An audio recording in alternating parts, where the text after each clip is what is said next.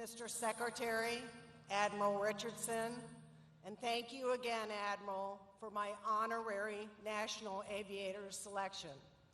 Officers and crew of the USS Gerald R. Ford, Mike Petters, Matt Mulheron, Jennifer Dunn, and my fellow Newport News shipbuilders, distinguished guests, and ladies and gentlemen, welcome. What a magnificent day this is for the young life of this mighty ship.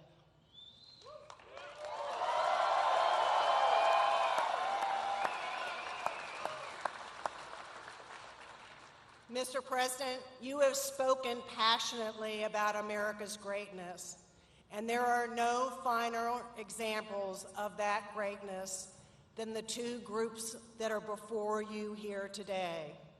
The crew of the USS Gerald R. Ford and the Newport News shipbuilders.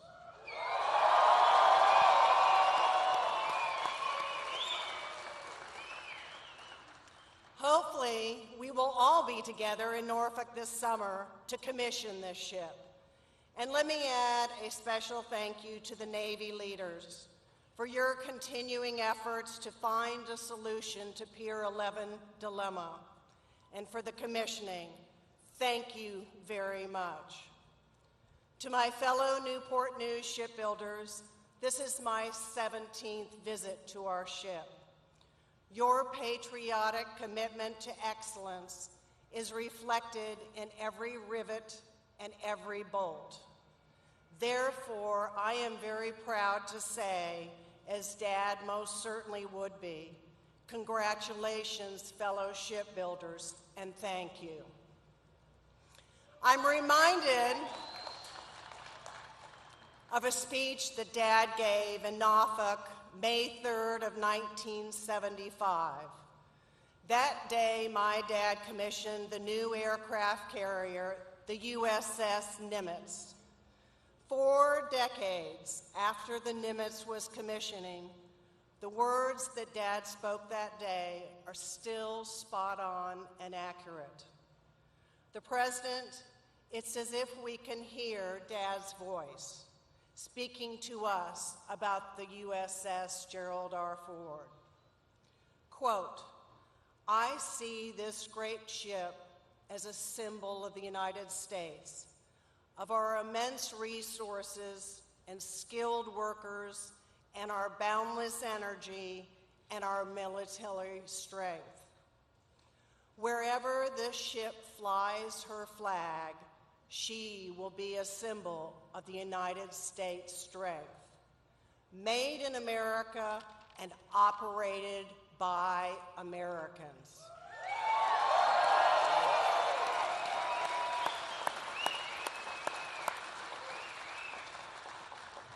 Whether her mission is one of defense, diplomacy, or humanity, this aircraft carrier will command awe and admiration from some, caution from others, and respect from all, end quote. So, ladies and gentlemen, to those who threaten our homeland or our liberties, let the word go forth. Very soon, 100,000 tons of the most powerful warship ever known will report for duty to her Commander-in-Chief. Congratulations, crew members, and Godspeed. Therefore, ladies and gentlemen, as a ship sponsor of the USS Gerald R. Ford, and on behalf of the 38th President of the United States, it is a high honor to introduce and welcome to Dad's namesake aircraft carrier, the 45th President of the United States, Donald J. Trump.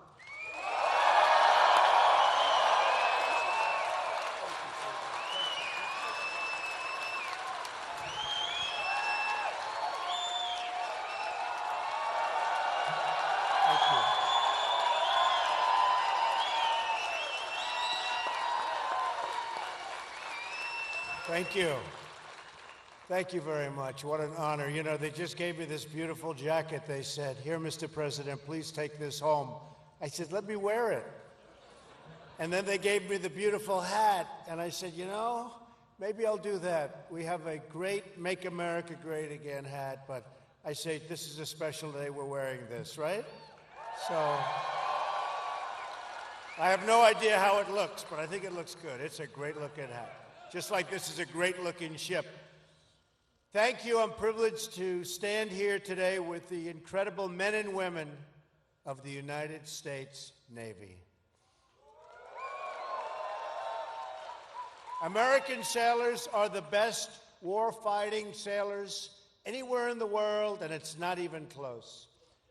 And Susan, I am so glad you could be with us. I know how hard you work, 17 visits, and she wanted things done right, I will tell you. They told me she wanted this one done right in honor of both of her parents, who were great, great people. And we wanted to introduce this beautiful vessel to the American people, and I wanted to be here. I wanted to be with you. So, Susan, and to your family, unbelievable job. Unbelievable.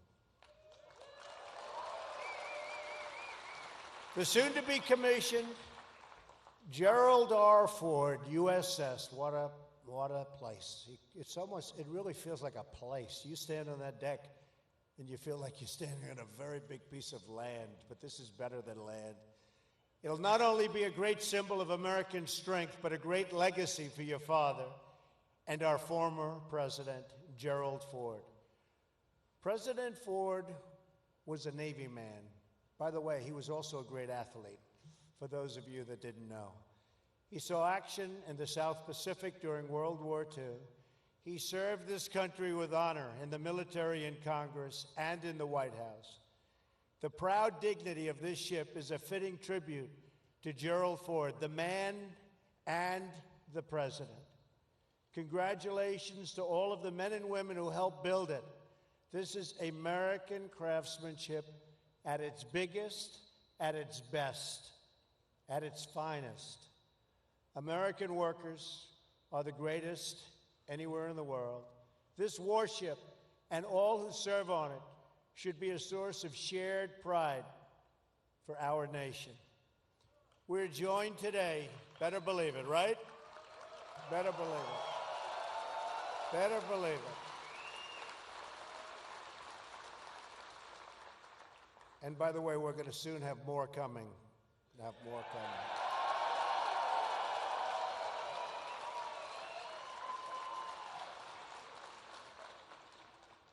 We are joined today by General Mattis, now Secretary Mattis. Where is he?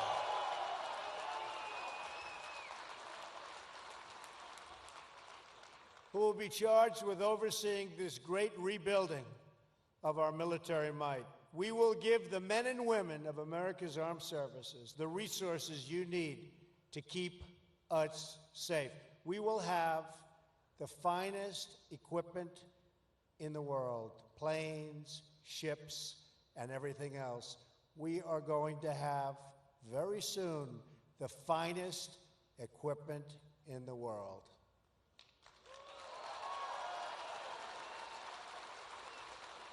We will give our military the tools you need to prevent war and, if required, to fight war and only do one thing. You know what that is? Win. Win. We're going to start winning again. Admiral John Richardson, Chief of Naval Operations, is with us today as well.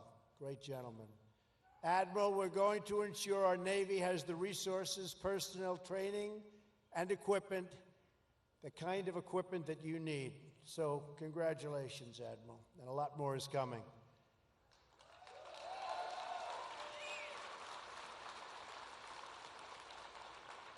Let me congratulate Captain Richard McCormick, Commanding Officer of the Gerald R. Ford. This ship will make an extraordinary addition to the fleet, like no other. Anywhere in the world, there's nothing like this. It represents the future of naval aviation. I have no greater privilege than to serve as your Commander-in-Chief and the Commander-in-Chief of the men and women of the United States military. Great people. Great, great people.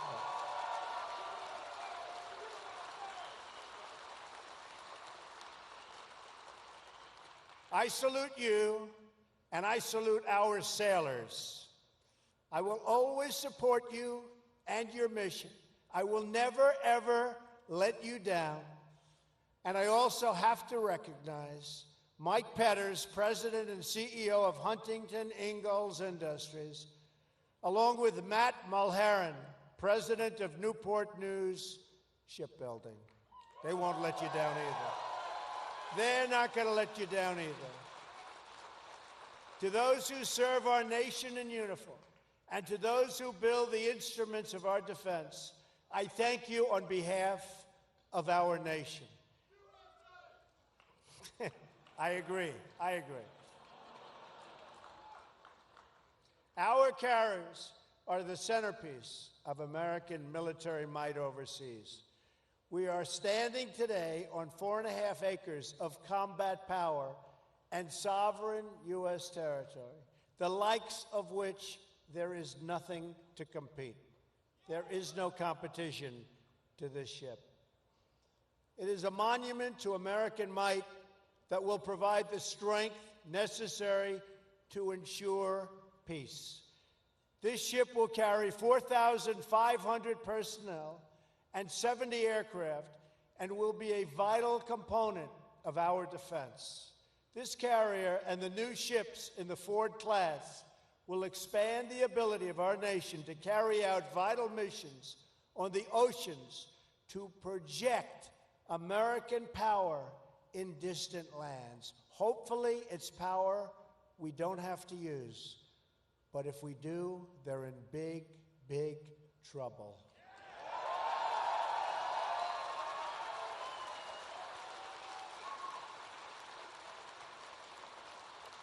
This great aircraft carrier provides essential capabilities to keep us safe from terrorism and take the fight to the enemy for many years in the future.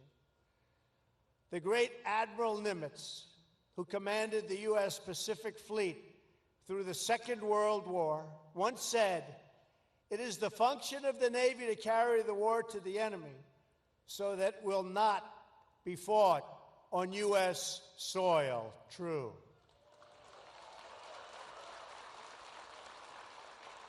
And it was under Admiral Nimitz's command 75 years ago this June that the Navy did just that.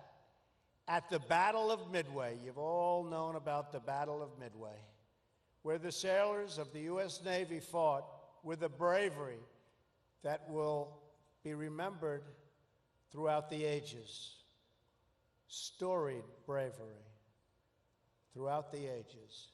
The backbone of the American fleet at Midway was 3 beautiful aircraft carriers, the Yorktown, the Enterprise, and the Hornet.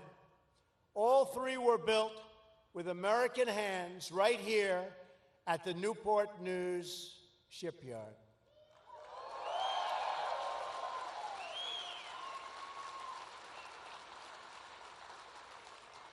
At Midway, America was greatly outnumbered by, a lot. And its fleet badly damaged, but the heroic deeds changed the course of history.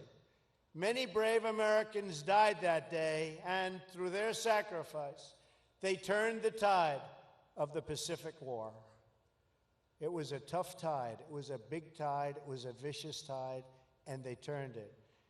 Countless other Americans in that war, some of them parents and grandparents to people in this room today, came home thanks to their very heroic deeds. The sailors at Midway are part of a long line of American heroes, an unbroken chain of patriots from each generation to the next, who rose to defend our flag and our freedom.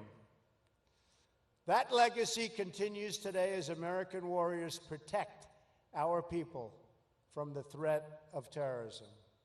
On Tuesday, in my address to a joint session of Congress, I ask Congress to eliminate the defense sequester and to support my request for a great rebuilding of the United States military and the United States Navy.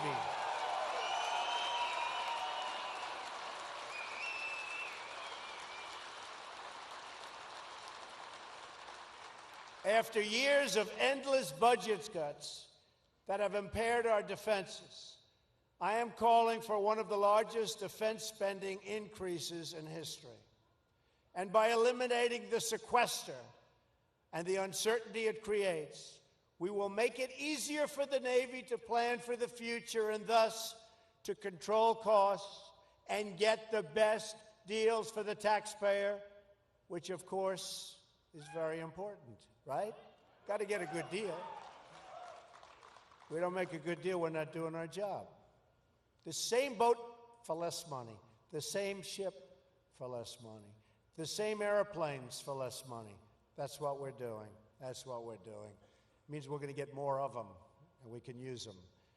Our military requires sustained, stable funding to meet the growing needs placed in our defense. Right now, our aging frontline strike and strike fighters, the whole aircraft, many, many aircraft, are often more likely to be down for maintenance than they are to be up in the sky.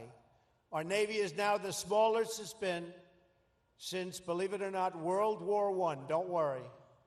Going to soon be the largest it's been. Don't worry. Think of that. Think of that.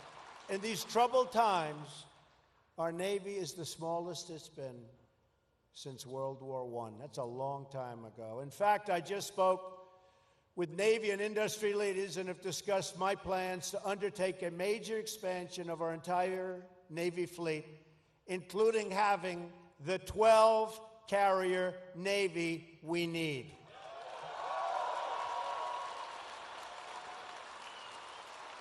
We also need more aircraft, modernized capabilities, and greater force levels.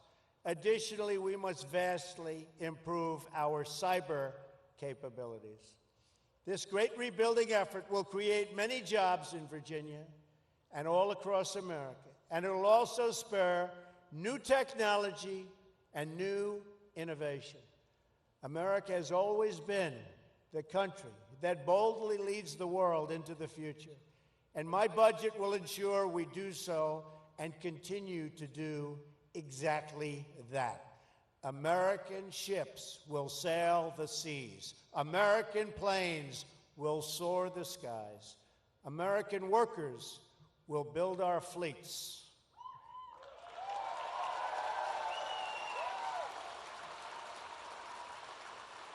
And America's military will ensure that even though the darkest nights and throughout, a bright and glowing sun will always shine on our nation and on our people.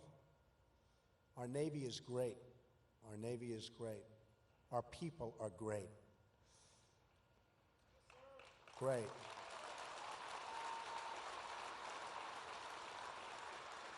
Our republic will meet any challenge, defeat any danger, face any threat, and always seek true and lasting peace. May God bless our military. May God bless our Navy. May God bless the wonderful Gerald Ford family. And may God continue to bless the United States of America. Thank you very much.